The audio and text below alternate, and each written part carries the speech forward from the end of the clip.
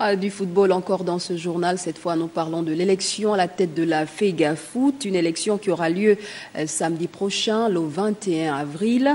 Il y a 5 candidats en lice. Chacun d'eux présentera son projet de société sur Gabon Première.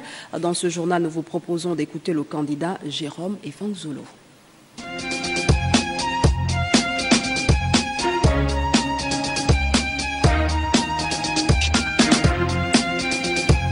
Le Gabon m'a permis de vivre un rêve parce que c'est le Gabon qui m'a envoyé en Belgique.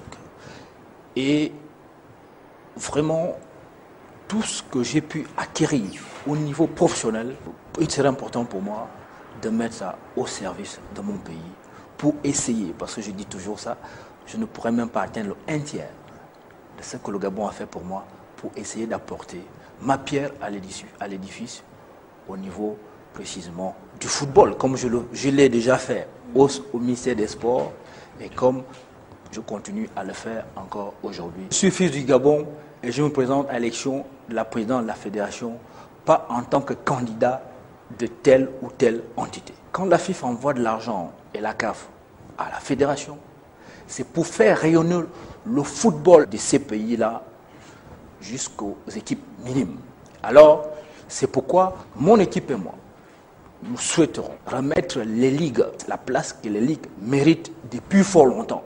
Parce que si on donne des moyens aux ligues, la formation permanente, je crois que ce sont elles qui font cette formation-là. Ce n'est pas la fédération. Quand je parle football, c'est à tous les niveaux. C'est à tous les niveaux et le football féminin prendra une part active dans notre programme. Certaines personnes ne le savent pas peut-être. Les Dauphines, j'étais dans le stade malgré ma jeunesse. Donc, moi, j'ai vu l'engouement qu'il y avait en ce moment-là dans le football féminin que je n'ai plus retrouvé quand je suis rentré au Gabon. Et je crois qu'en tant qu'acteur de l'époque où le football féminin avait ses lettres de noblesse, je souhaite que mon équipe et moi, nous ramenons ce football féminin là où ce football féminin était. L'avenir de notre football se joue maintenant. Ne nous trompons pas.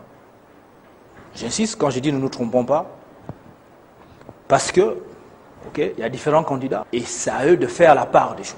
La part des choses, pourquoi?